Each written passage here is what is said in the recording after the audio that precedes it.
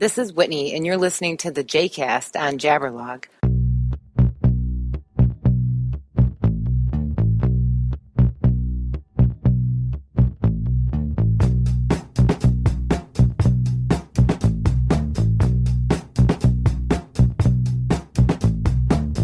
Welcome to Within the Trenches. True stories from the 911 dispatchers who live them.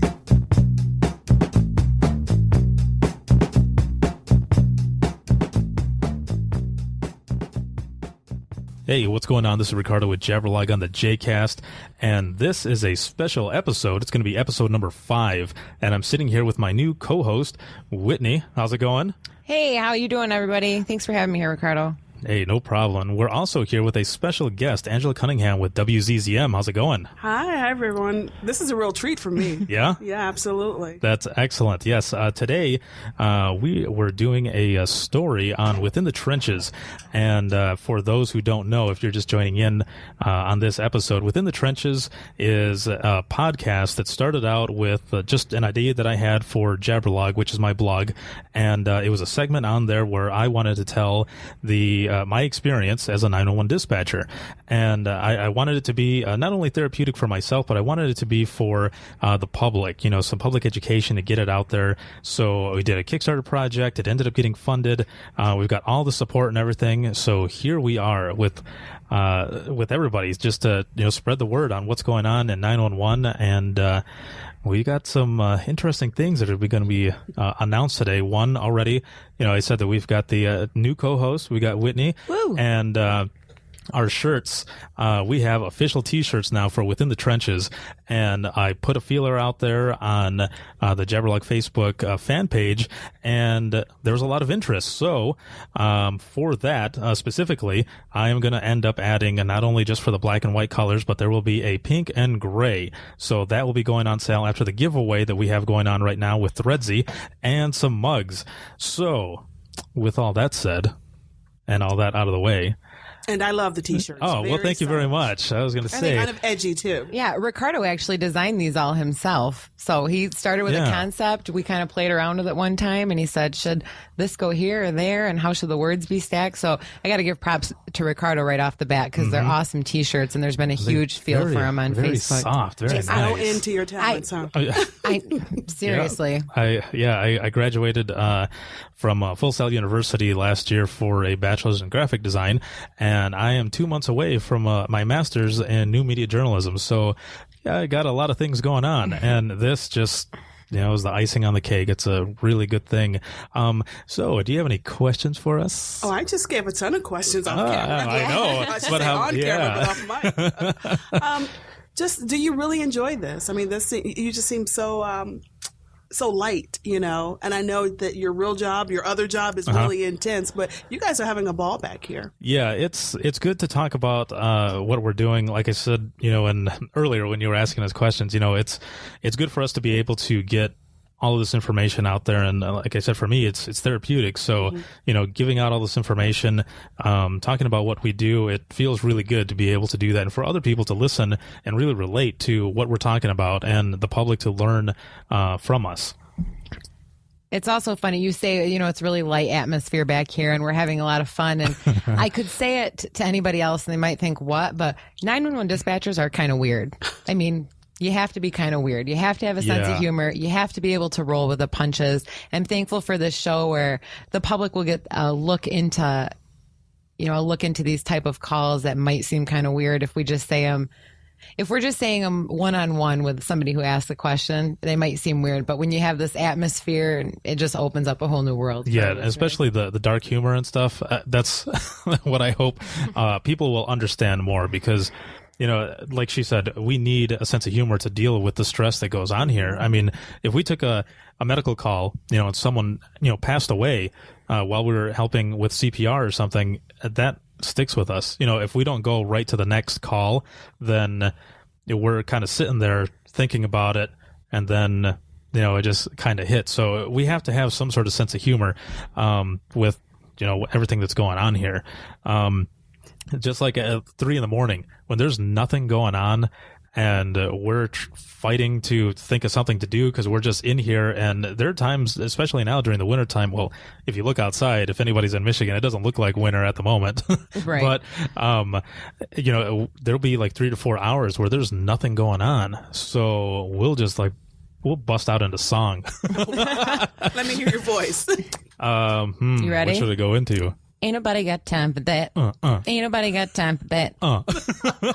I'm sure that web sensation has taken over Allegan County Dispatch. So if we get a pretty interesting call, we'll stand up and look at each other and say, Psh, ain't nobody got time for that. Yeah, We're putting that on YouTube.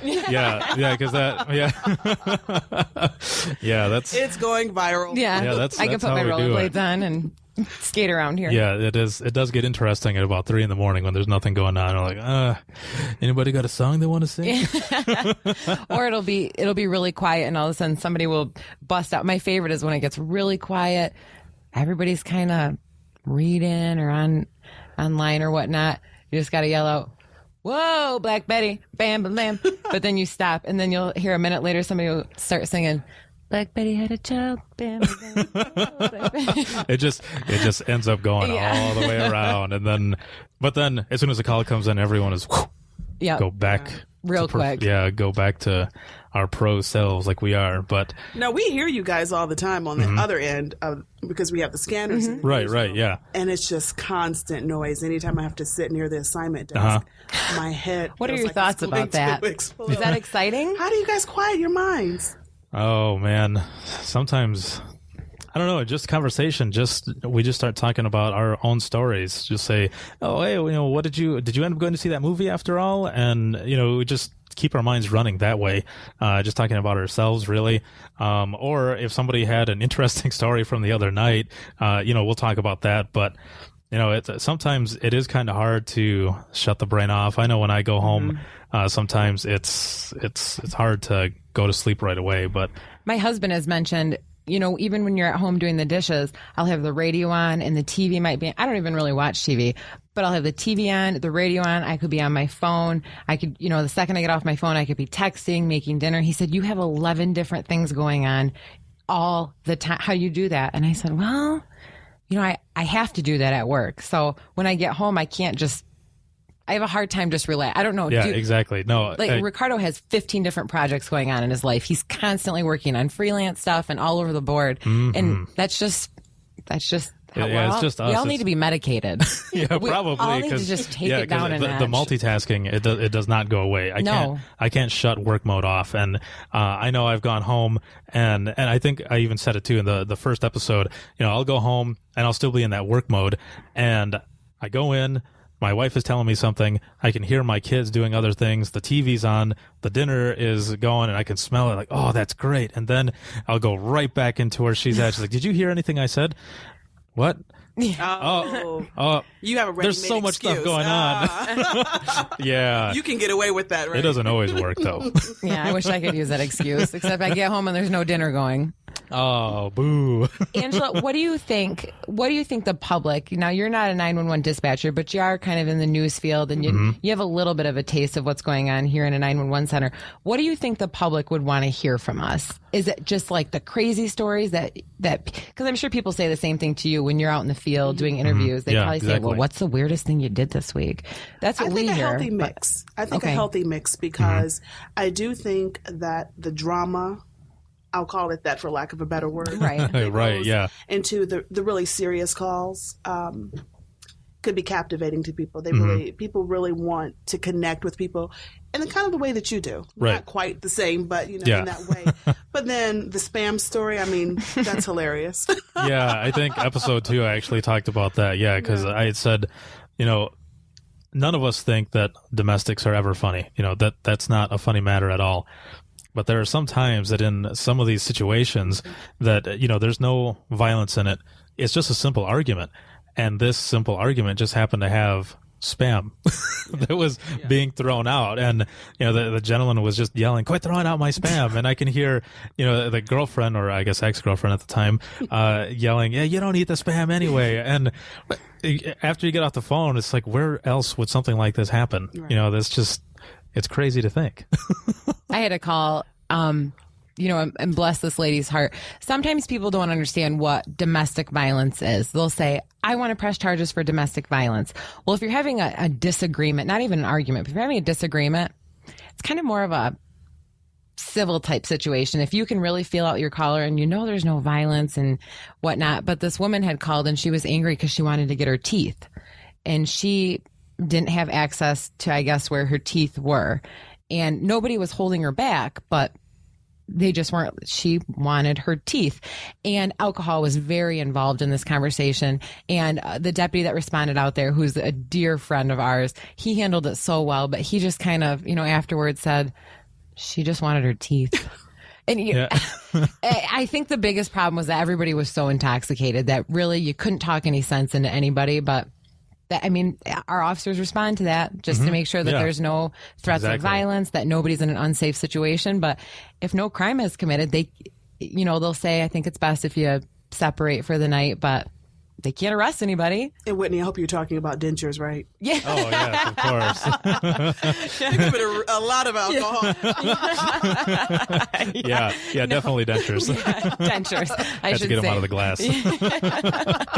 I think the problem was she just couldn't find them. Gotcha.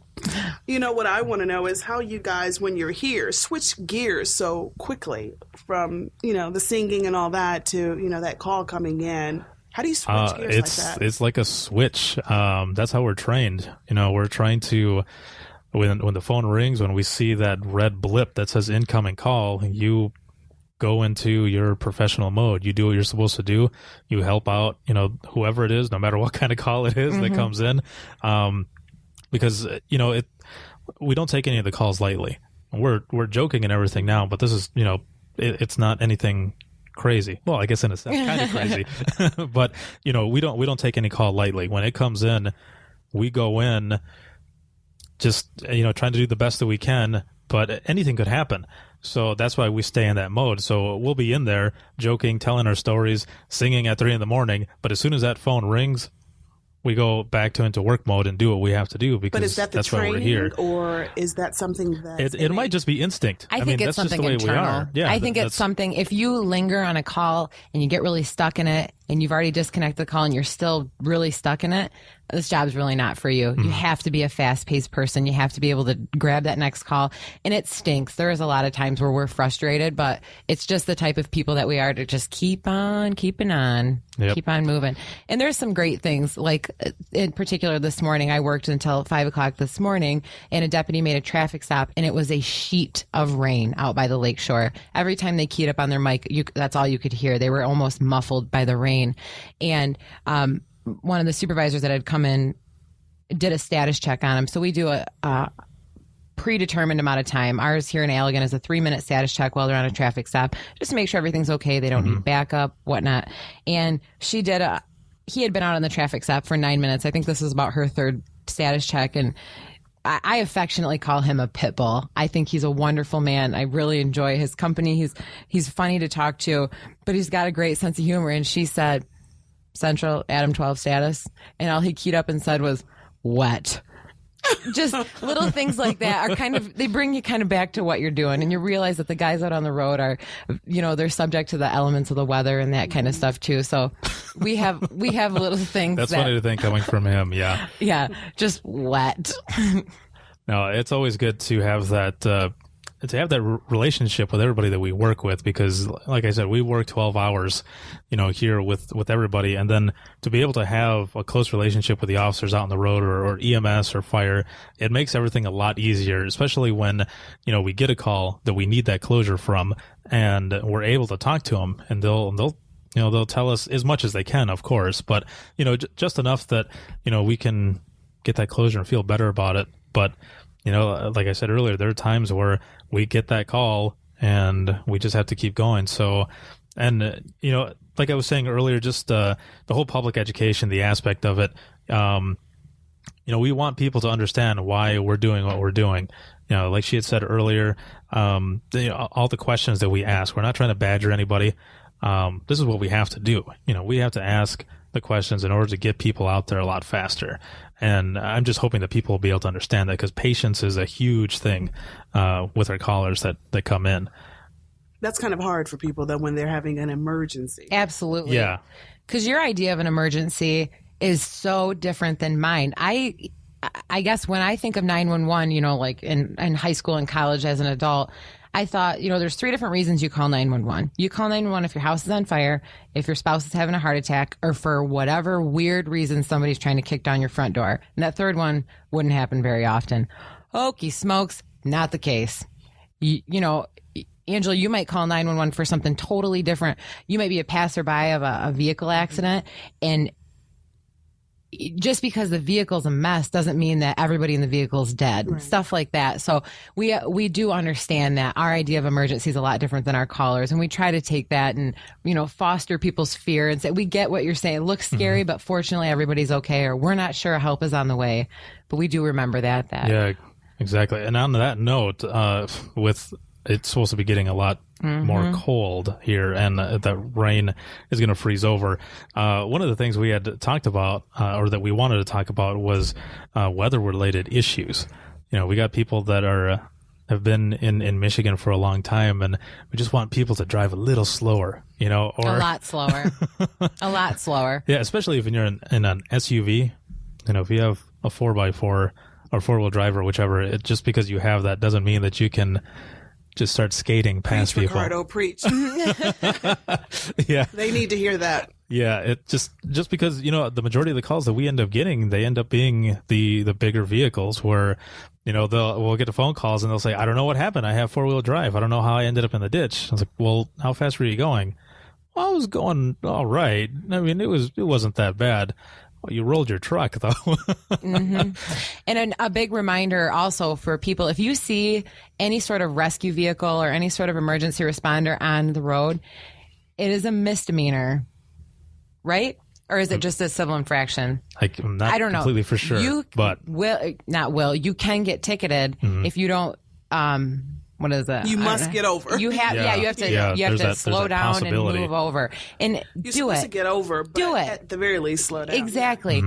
We've had officers involved in awful accidents because people are looking, wandering, and whatnot. It's so important that people just slow down and get over. Please, please. I can't stress this enough. We know these people. We know they have husbands and wives and children, and they want to go home at the end of the night. At the end of the night, we know you don't mean to rear end them, but get over it. Same with wreckers.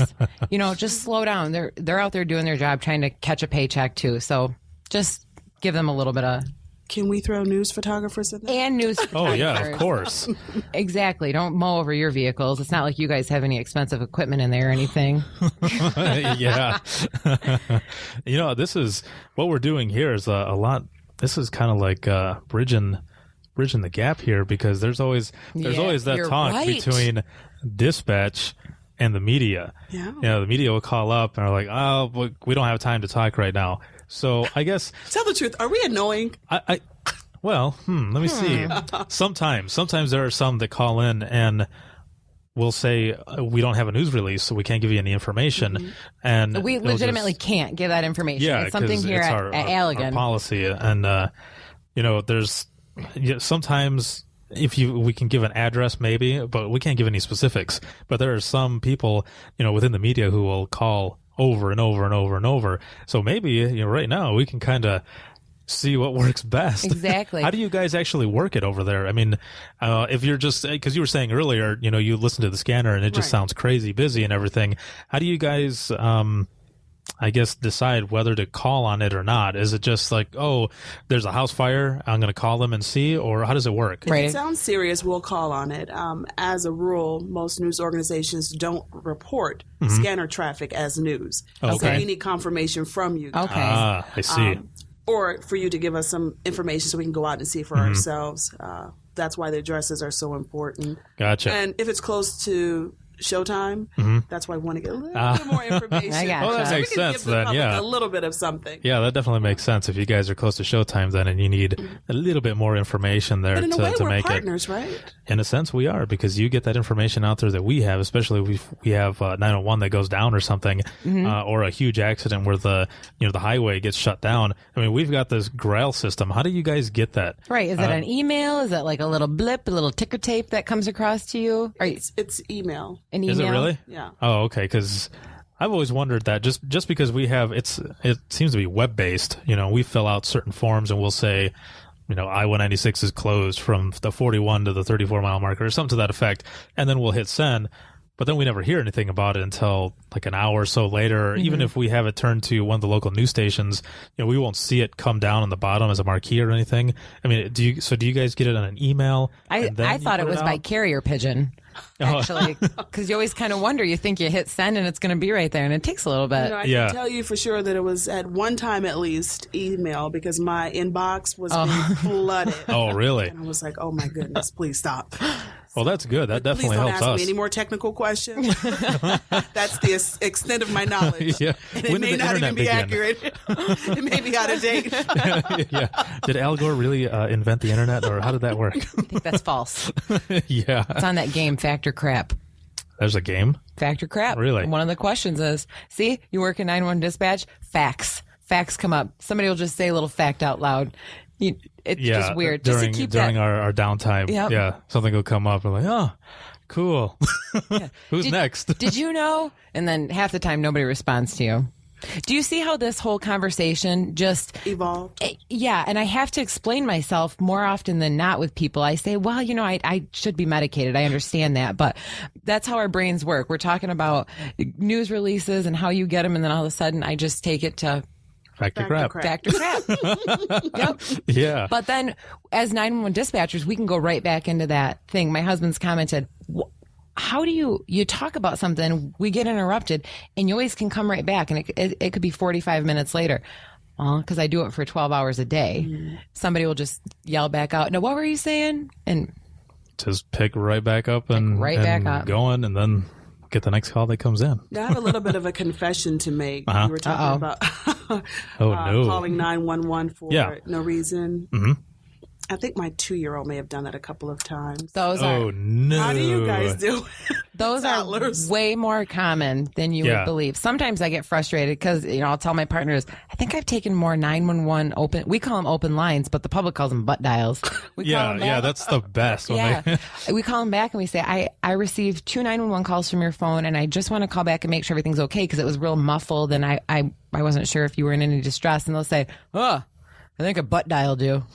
Okay. Well, because most smartphones have, even when the phone is locked, you can call 911. Right. You can call an emergency call. And we've tried to tell people that there's that function there. Like, no, there's no function. Like, it's a safety feature. If you push a button long enough, it'll automatically call 911, even if it's locked. Oh, I'll try to remember that next time. I'm like, okay. Even a cell phone that doesn't have any service, it's just one you have laying around, you can still call 911 on it. And the majority of the time, those are the ones that we get. They'll come up on the screen as the area code will be 911, and then it'll give some random number. And that's usually what it is. It's a cell phone that the service isn't on there anymore. But it's charged. It's charged. The little kid's playing with it, and then they call in. They'll be talking like, "Hey, can we talk to your mom or dad?" Mama? Mama? No. Like, no, really. Can we talk to them really quick? And you'll hear the parent get on the phone. What are you doing with the phone? Oh, you're just playing with it? Hello? Hey, this is 911. I just got a phone call. Yeah.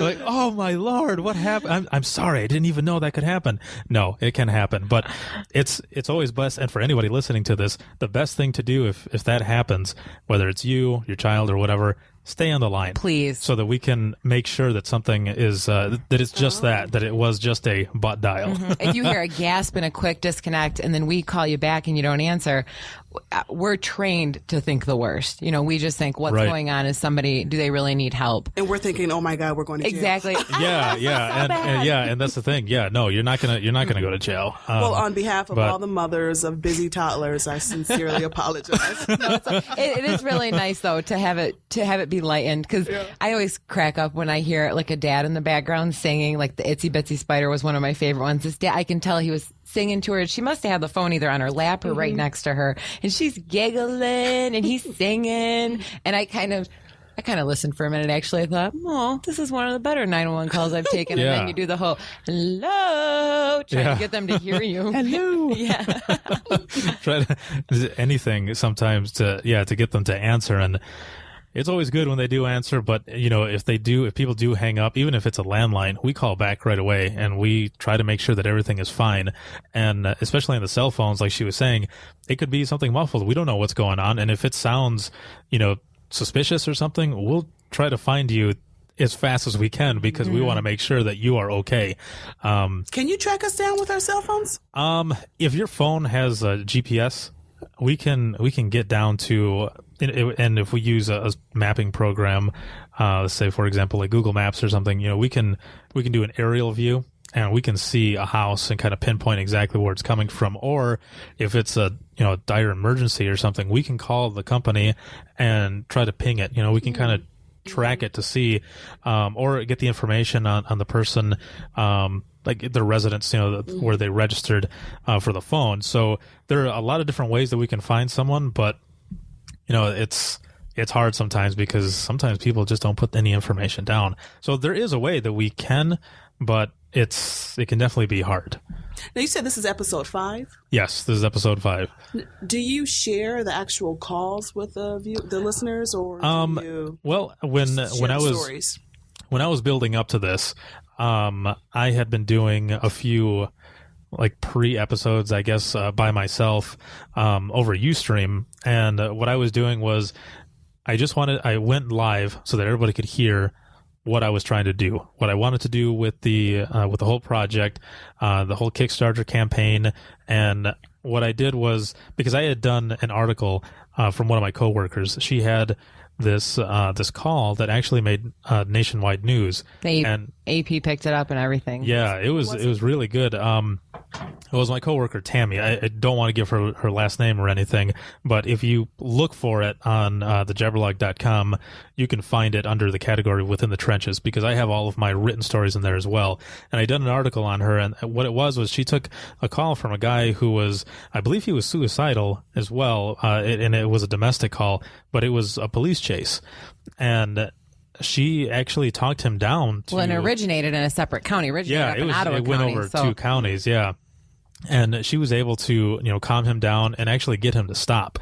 So, well, because he had called. I mean, we didn't have him on the line, she didn't have him on the line the whole time. He had ended up calling, and I think he was fearful. He said, well, what are they going to do to me? And really, she handled it so wonderfully. And I really encourage people to check it out, because we don't know what they're going to do to a driver. Right. We have a line of communication, but when they're in pursuit and we have all of the radio traffic move to another channel, and you just have to build that trust with your caller and say, you need to stop now because it's only going to get worse. Right. But she handled it wonderfully. Yeah, that's definitely what she did. So, the tape had already been FOIA'd through the Freedom of Information Act through another publication, and since it had already been out, it's okay that I would be able to play it. So what I wanted to do was give kind of an insight on what this show was going to be about. I haven't added those yet because, like you said, we're on episode 5. So I haven't added it yet, only because I'm still trying to figure out the format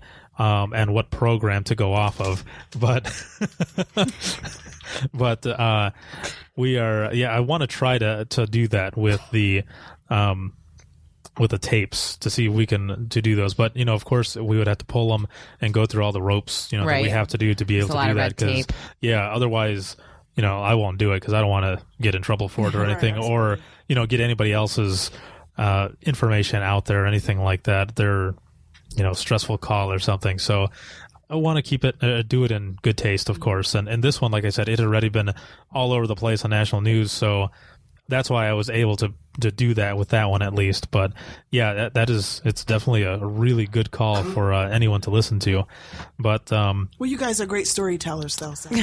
Yeah, we try to be. Yeah, we're Ricardo and I are pretty animated. Yeah, you can't really. Well, I don't know. Maybe people can imagine it.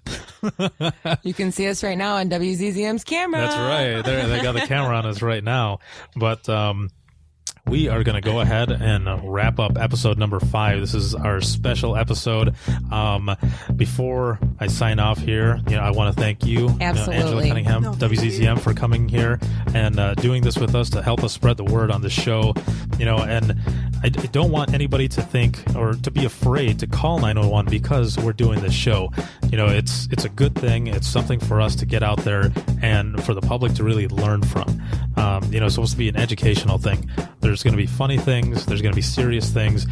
And the reason that the funny is going to be in there, not only because that's what we get in our phone calls, but I don't want this show to be a downer. I don't want people to tune in for a half hour or an hour and just hear about the worst things that happen here.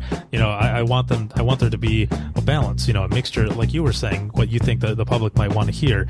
So, yeah, thank you again for coming here. And Whitney, new co-host. Woo! Thank you very much. Yes, a couple of thank yous. First, I want to thank Ricardo for all the hard work that he's done.